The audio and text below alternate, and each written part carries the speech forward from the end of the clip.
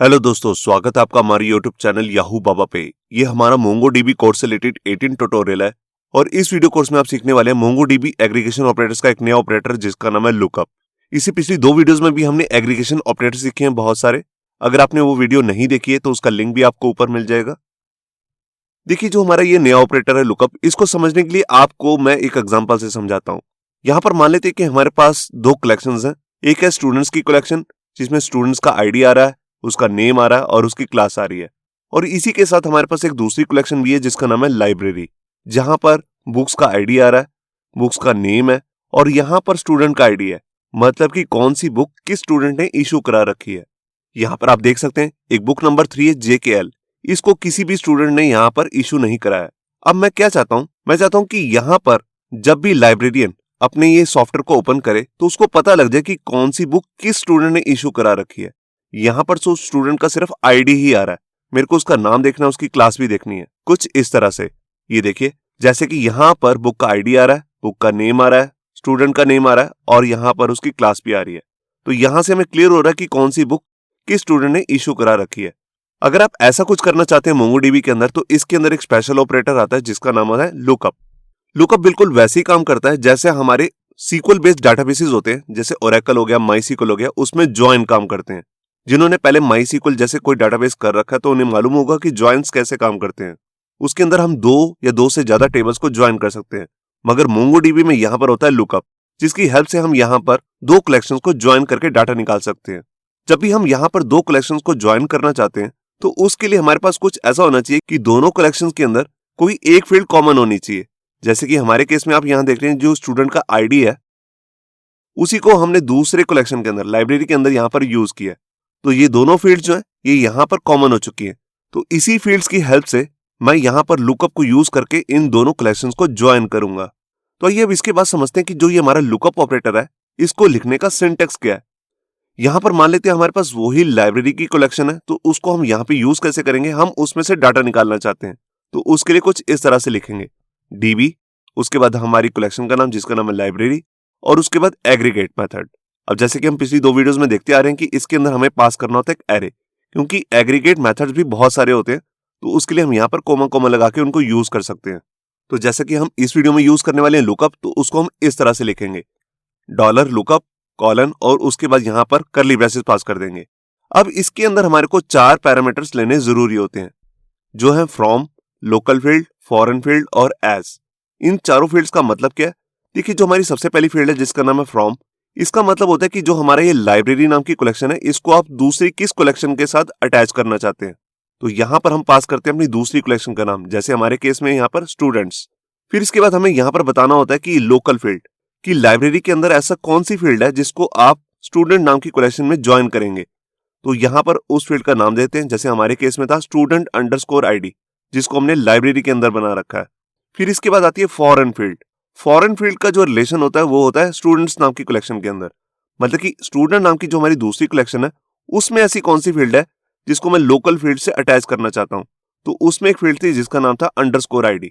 तो यहाँ पर आपको एक चीज याद रखनी है, फॉरेन फील्ड के अंदर आपको उस फील्ड का नाम देना है जिसका नाम आपने फ्रॉम के अंदर पास किया है, मतलब कि जिस कलेक्शन का नाम आपने यहाँ पे पास किया है उसी के अंदर कोई ऐसी फील्ड होनी चाहिए जिसको आप अटैच करना चाहते हैं लोकल फील्ड से। और लोकल फील्ड जो होती है ये आपकी मेन जिसके अंदर से हमने डाटा निकालना है जिस कलेक्शन में से उसके अंदर होनी चाहिए। तो इन दोनों फील्ड्स को यहाँ पर मैं ज्वाइन करके इसमें से डाटा निकालूंगा लाइब्रेरी और स्टूडेंट नाम की कलेक्शन में से। इसके बाद हमारे पास लास्ट पैरामीटर होता है जिसका नाम है एज। एज का क्या मतलब है? देखिए, जैसे ये लाइब्रेरी का मेन डाटा तो निकालेगा ही और जहां जहां पर इसको कॉमन डाटा मिलेगा स्टूडेंट नाम की कलेक्शन में से उसका जो ये डाटा निकाल के लाएगा उसको यहाँ पर किसी एक एक्स्ट्रा फील्ड के अंदर डालना होता है। वो एक्स्ट्रा फील्ड का नाम हमें खुद ही लेना होता है, जैसे मैंने यहाँ पर ले लिया स्टूडेंट। अब ये स्टूडेंट नाम की जो फील्ड बनेगी ये बन जाएगा एक एरे, क्योंकि इसमें से ये वाला डाटा जो हम स्टूडेंट नाम की कलेक्शन में से निकालेंगे इस नाम के एरे में पास कर देंगे। ये सब हम कैसे कर सकते हैं, आइए इसके लिए हम प्रैक्टिकल शुरू करते हैं।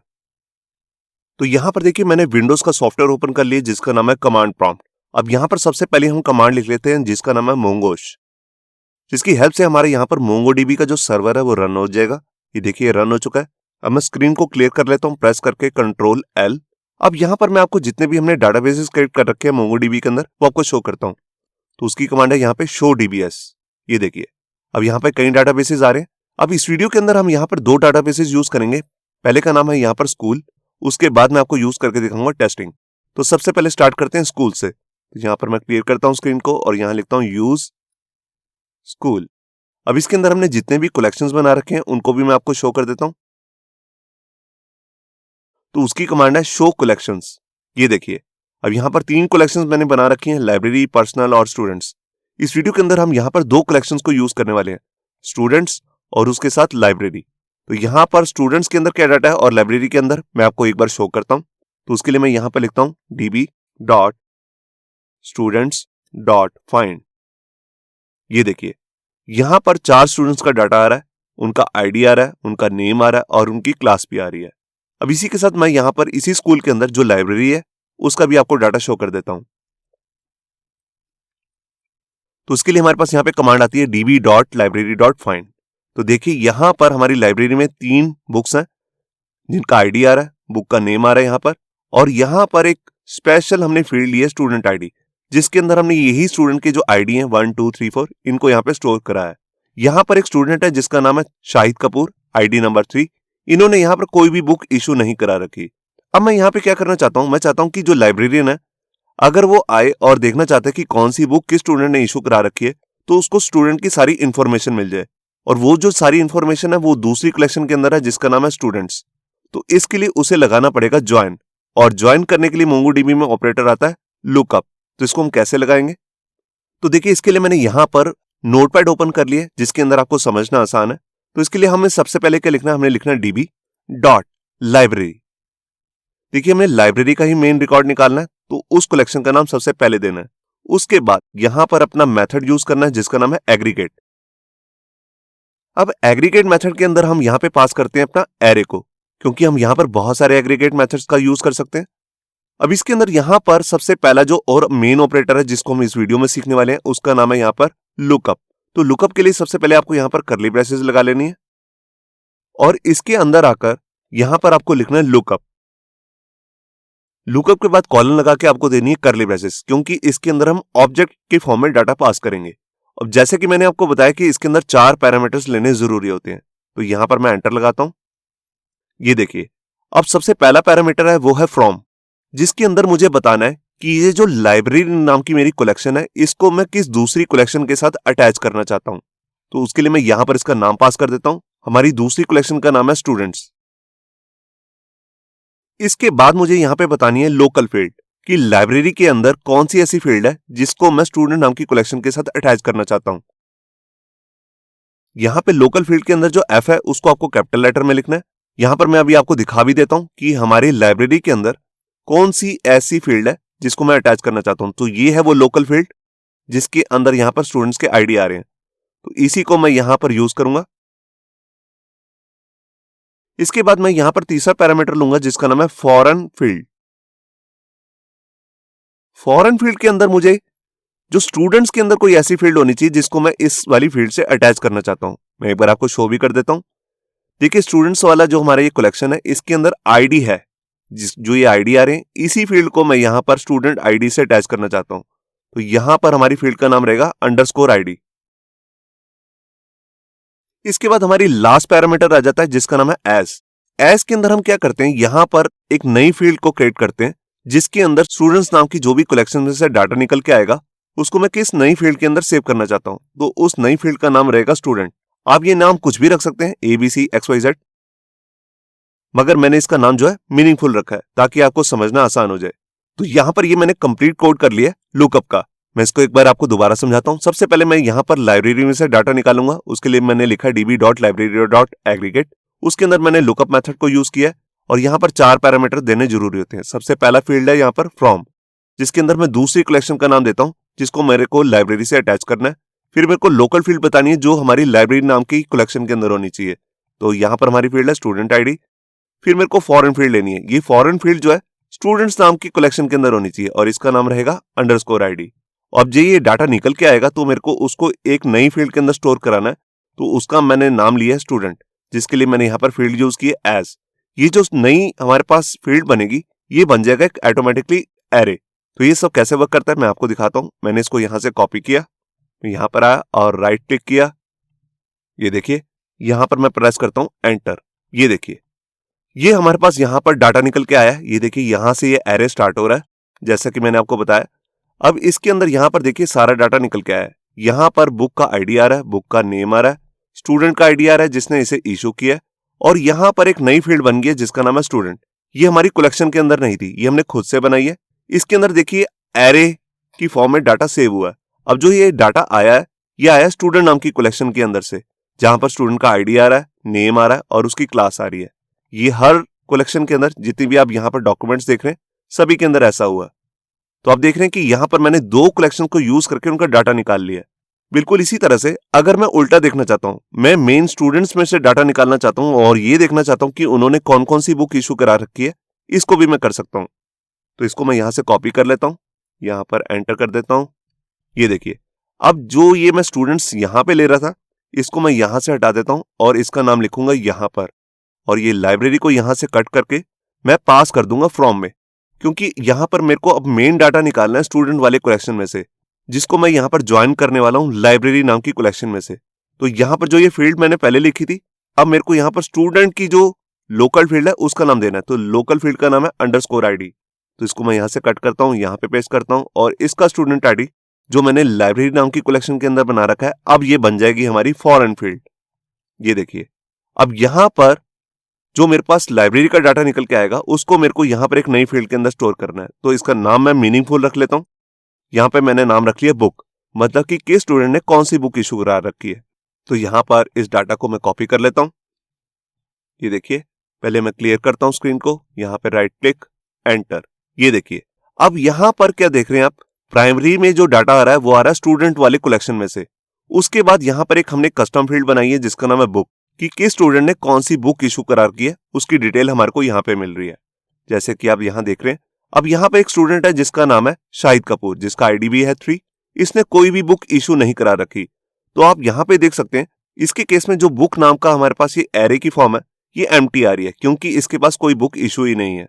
तो जिस केस में यहां पर कोई डाटा नहीं होगा उसका एरे हो जाएगा एम्प्टी। तो ये है हमारा मेन काम लुकअप ऑपरेटर का। अब यहां पर मैं एक चीज दिखाना चाहता हूं आपको, जैसे कि आप यहां पे देख रहे हैं कि जो हमारी कस्टम फील्ड है इसके अंदर आता है एरे। अगर इसके अंदर एक ही वैल्यू आ रही है, जैसे आप यहां देख रहे हैं एक ही ऑब्जेक्ट आ रहा है इसके अंदर, तो आप यहां पर एरे को हटा भी सकते हैं। तो उसके लिए हमारे पास यहां पे अलग से एक ऑपरेटर आता है जिसका नाम होता है अनविंड। ये जो अनविंड नाम का ऑपरेटर होता है ये भी एग्रीगेट मेथड का ही एक ऑपरेटर है। तो इसको हम कैसे यूज करेंगे, देखिए जहां पर ये हमारा लुकअप ऑपरेटर का ये कर्ली ब्रेसेस खत्म हो रही है, इसके बाद मैं यहां लगाऊंगा कोमा, और यहां पर मैं एक नया नाम लेने वाला हूं जिस ऑपरेटर का, जिसका नाम है अनविंड। तो उसके लिए मेरे को दोबारा से कर्ली ब्रेसेस स्टार्ट करनी है और यहां लिखना है अनविंड। अब अनविंड के अंदर मुझे बताना होता है कि कौन सा ऐसी फील्ड है जिसको मैं अनविंड करना चाहता हूं। अनविंड को जरूरी नहीं है कि आप लुकअप ऑपरेटर के साथ ही यूज करेंगे, इसको आप वैसे भी यूज कर सकते हैं। इसका मेन मतलब होता है कि एरे वर्ड के अंदर जितनी भी वैल्यूज आ रही हैं उन सबको एरे से बाहर कर देता है। तो हमारे केस में जो एरे बन रहा है वो है बुक। तो उसके लिए मैं यहां पर लिखूंगा कोट्स, और बुक को मैं सीधा नहीं लिखूंगा, उसके लिए मैं सबसे पहले लगाऊंगा डॉलर का साइन और फिर हमारी फील्ड का नाम बुक। अगर आपने यहां पर बी कैपिटल में लिया तो यहां पर भी आपको बी कैपिटल में ही लेना है। तो ये मेरा पूरा कमांड लिख चुका हूं, इसको मैं यहां से कॉपी करता हूं, क्लियर करता हूं स्क्रीन को, राइट क्लिक, और ये देखिए अब यहां पर आप देख सकते हैं कि जो बुक के अंदर डाटा आ रहा है अब वो एरे की फॉर्म में नहीं आ रहा, वो एरे से बाहर आ चुका है। उसको मैंने अनविंड कर दिया, सीधा ही यहां पर ऑब्जेक्ट यहां पर आपको दिख रहा है। तो यहां पर आपको क्लियर हो रहा होगा कि अगर मेरे को एरे में डाटा नहीं दिखाना तो मैं सीधा ऐसे ऑब्जेक्ट में भी डाटा यहां पर शो कर सकता हूं। अब इसके बाद मैं आपको एक नया एग्जांपल दिखाता हूं। अभी तो हम यहां पर स्टूडेंट्स का डाटा देख रहे थे, जहां पे एक स्टूडेंट नाम की कलेक्शन थी और एक थी लाइब्रेरी। इसके लिए मैं यहां पर अपना दूसरा डाटाबेस यूज करने वाला हूं जिसका नाम है टेस्टिंग। तो उसके लिए मैंने लिखा यूज टेस्टिंग। देखिए मैं टेस्टिंग के अंदर आ चुका हूं। अब इसके अंदर हमने जितने भी कलेक्शंस बना रखे हैं उनको मैं आपको शो करता हूं। ये देखिए अब यहां पर दो कलेक्शंस है, एक है कस्टमर्स और एक है ऑर्डर्स। कस्टमर्स के अंदर कस्टमर की डिटेल है और ऑर्डर्स के अंदर वो डिटेल है कि कस्टमर ने क्या क्या खरीदा है। मैं आपको एक बार शो करता हूं। तो इसके लिए मैंने लिखा db.customers.find। तो ये देखिए सारी कस्टमर की डिटेल आ चुकी है। कस्टमर का आईडी आ रहा है, यहां पर उनका नेम आ रहा है और यहां पर उनका सिटी भी आ रहा है। बिल्कुल इसी तरह से जो इन्होंने ऑर्डर प्लेस किए हैं उसकी भी मैं आपको लिस्ट शो कर देता हूं। तो मैंने लिखा db.orders.find, और ये देखिए यहां पर कई फील्ड्स आ रही हैं। आईडी है, कस्टमर का आईडी है यहां पर, फिर प्रोडक्ट है, कि उन्होंने क्या खरीदा है और उसका प्राइस क्या है। तो यहाँ पर देखिए जो कस्टमर का आईडी है और यहाँ पर ये जो कस्टमर के ऊपर आईडी आ रहे हैं कलेक्शन में, ये दोनों सेम है। यहाँ पर आप देख सकते हैं कि जो पहला हमारे पास आईडी है 101 अक्षय कुमार, इसने यहाँ पर 2 प्रोडक्ट्स परचेज किए हैं। सबसे पहले इसने यहाँ पर एक लैपटॉप परचेज किया है, उसके बाद इसने फिर से यहाँ पर एक परचेजिंग की है फोन की, जिसका नाम है ABC। बिल्कुल इसी के साथ यहाँ पर एक दूसरा आईडी है 102 जॉन अब्राहम, इसने भी 2 प्रोडक्ट्स बाय किए हैं, एक फोन किया है और उसके साथ एक टैबलेट भी बाय की है।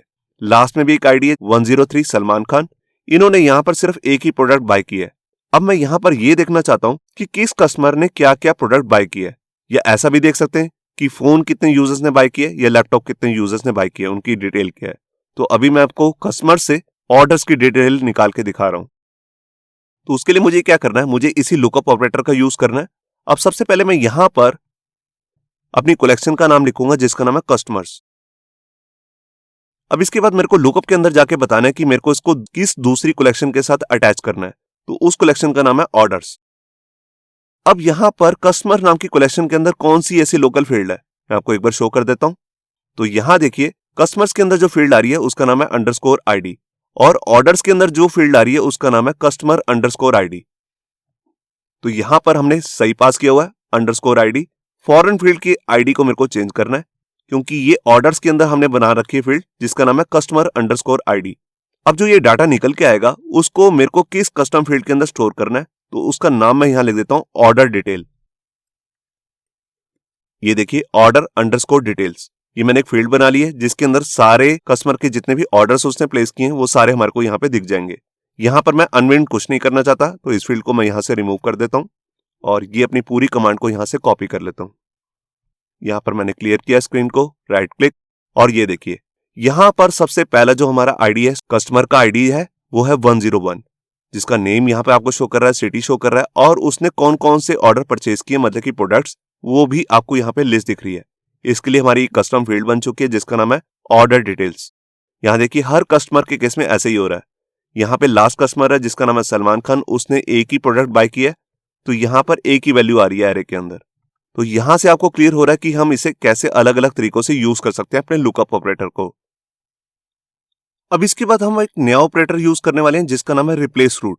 ये जो रिप्लेस रूट है इसका यूज भी हम मोस्टली लुकअप ऑपरेटर के साथ ही करते हैं। आइए इसका मैं आपको एक एग्जांपल से समझाता हूं कि इसकी जरूरत कब पड़ती है।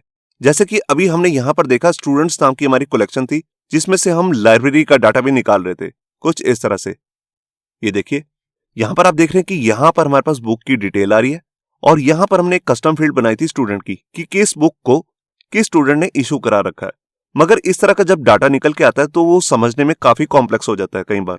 अभी तो ये सिंपल डाटा है, मगर यहाँ पर कई बार बहुत ज्यादा कॉम्प्लेक्स हो जाता है डाटा, तो हम एक्चुअल लाइफ में कुछ इस तरह से डाटा को देखना चाहते हैं। ये देखिए यहाँ पर हम देख रहे हैं कि सारी फील्ड नॉर्मल हो चुकी है। जो हमने ये अंदर एरे के अंदर एक ऑब्जेक्ट था उसके अंदर भी जो वैल्यू थी उसको भी बाहर निकाल लिया। यहाँ पे आप देख रहे हैं कि स्टूडेंट का आईडी आ रहा है, उसका नेम, उसकी क्लास, और यहाँ पर आप देख रहे हैं यहाँ पर बुक का भी नेम आ रहा है यहाँ पर, और स्टूडेंट का भी आईडी आ रहा है। तो इस तरह से डाटा को समझना काफी आसान हो जाता है। जबकि हम इस तरह के केस में भी आप देख रहे थे कि वहां पर एक एरे बन रहा था और एरे के अंदर ऑब्जेक्ट, तो इस तरह से थोड़ा समझना मुश्किल हो जाता है। तो अगर हम इस तरह का डाटा इस फॉर्मेट में अगर देखना चाहते हैं तो यहीं पर हम यूज करते हैं अपने रिप्लेस ऑपरेटर को। तो ये टोटल वर्क कैसे होता है मैं आपको समझाता हूँ। इसमें सबसे पहला हमारा काम होता है कि जो भी हमारा ये एरे बन रहा है इसमें से जो ये फील्ड आ रही है इसका डाटा को निकालना। जैसे कि आप यहाँ देख रहे हैं आईडी, नेम और क्लास, इसको मैंने निकाल के सबसे पहले यहाँ पर दिखाया आपको। फिर इसी के साथ हमारे को ये ऊपर वाला डाटा भी निकालना होता है जो कि है मेन लाइब्रेरी का डाटा। ठीक है, ये डाटा को मैंने नीचे प्लेस कर दिया। तो सबसे पहला स्टेप है आपको एरे में से डाटा निकालना है, फिर उसके बाद जो मेन कलेक्शन है उसका डाटा निकालना है और उन दोनों को मर्ज करना है। जैसे आप यहाँ पे देख रहे हैं मैंने इनको मर्ज कर दिया। इसके बाद हमें एक काम और भी करना होता है, जो ये एक्चुअल डाटा हमारे को यहाँ पे शो होता है इसको रिप्लेस करना होता है इस नए तरीके के डाटा से। तो ये टोटल 3 स्टेप्स होते हैं जिसको मैं अभी आपको समझाता हूँ, इसको हम लिखेंगे कैसे। तो उसके लिए सबसे पहले हमें क्या करना है, जैसे कि मैंने आपको बताया पहला स्टेप है जो ये हमारा एरे है इसमें से ये डाटा को निकालना।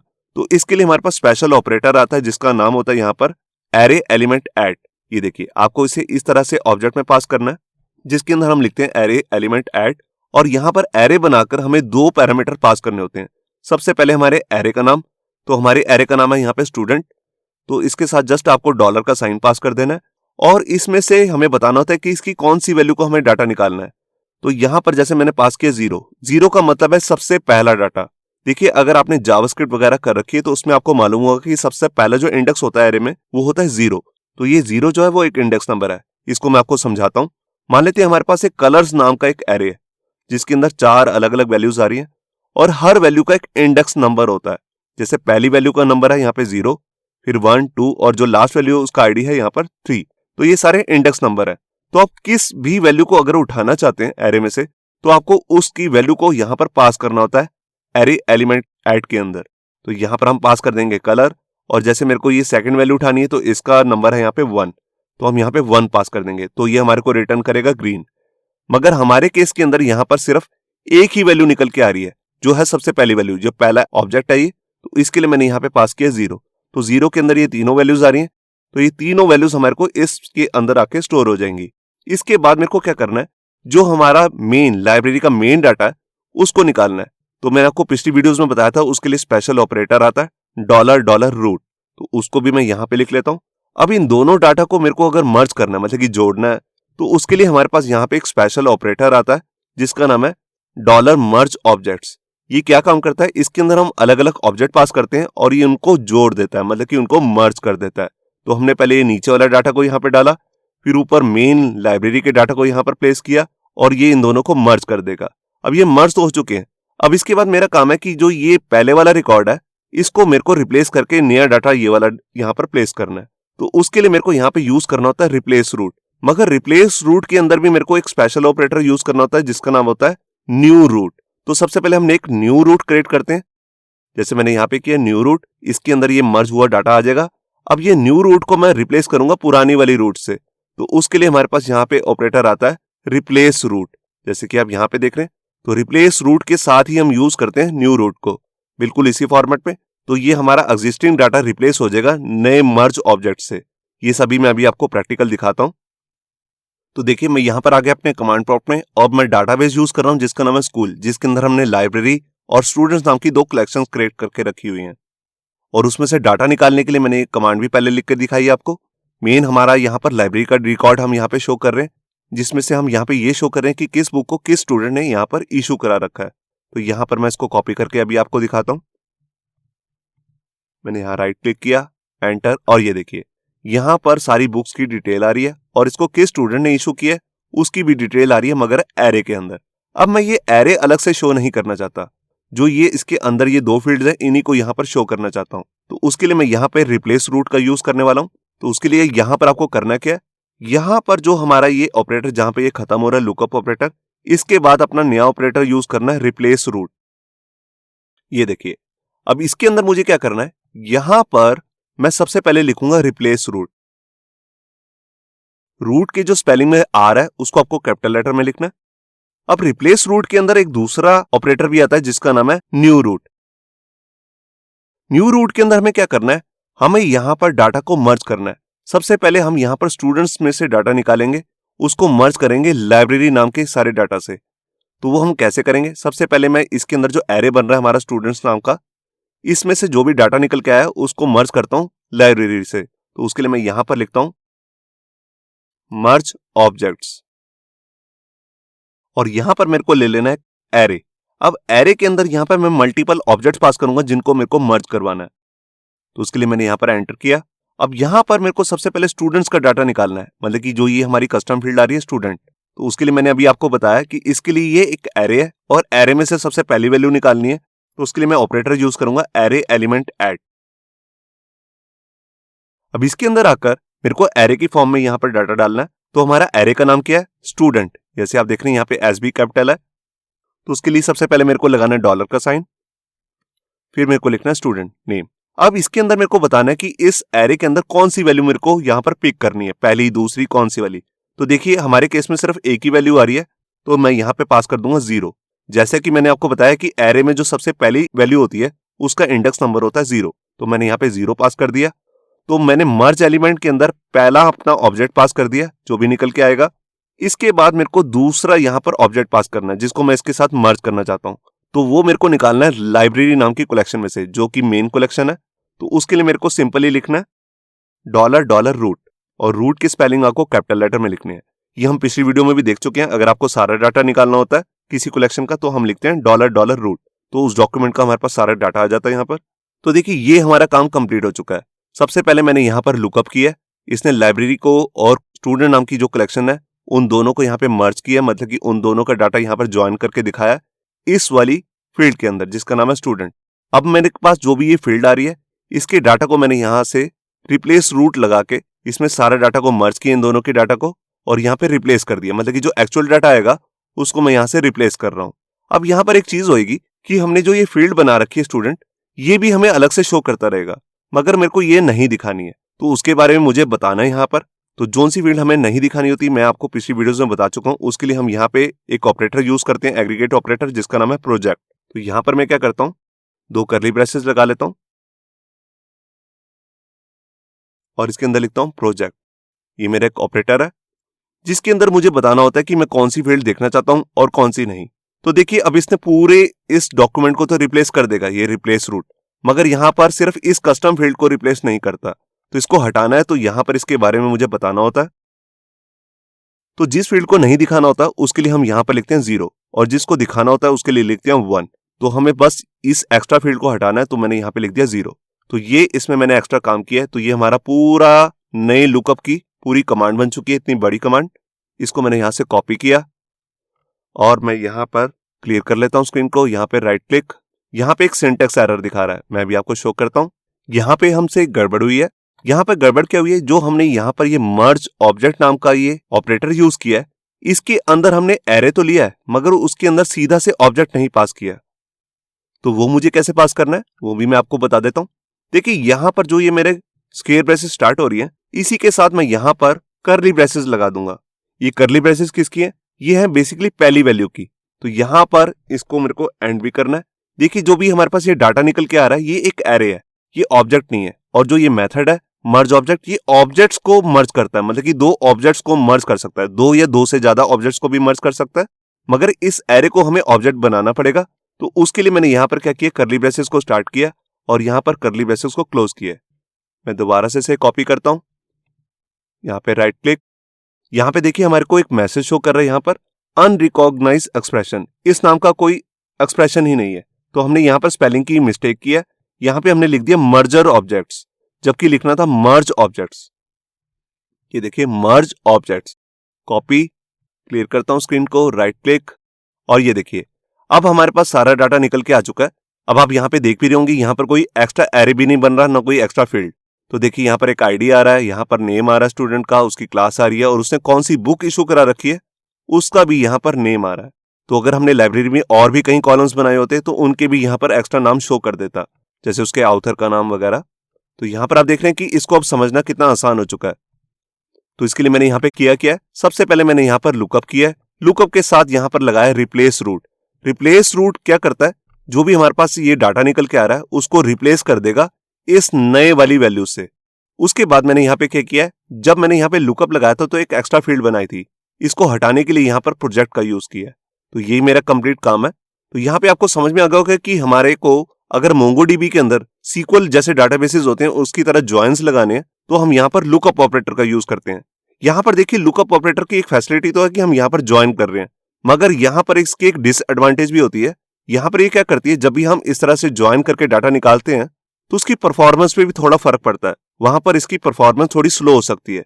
तो इस बात का भी आपको हमेशा ध्यान रखना है कि जब भी आप लुकअप यूज करेंगे थोड़ी सी परफॉर्मेंस में एक इशू क्रिएट होगा, मतलब कि एक यहाँ पर परफॉर्मेंस स्लो हो सकती है यहाँ पर। तो ये था हमारा इस वीडियो का मेन ट्यूटोरियल। इससे नेक्स्ट वीडियो में भी हम यहाँ पर अग्रेशन के और भी ऑपरेटर सीखने वाले हैं, तो उस वीडियो को भी देखना मत भूलिए। होप सो आपको ये हमारा वीडियो ट्यूटोरियल अच्छा लगा होगा। अगर अच्छा लगा है तो वीडियो को प्लीज़ लाइक करना मत भूलिए। अगर आप ऐसे ही रेगुलर अपडेट चाहते हैं तो हमारे चैनल याहू बाबा को सब्सक्राइब करना मत भूलिए। Thank you.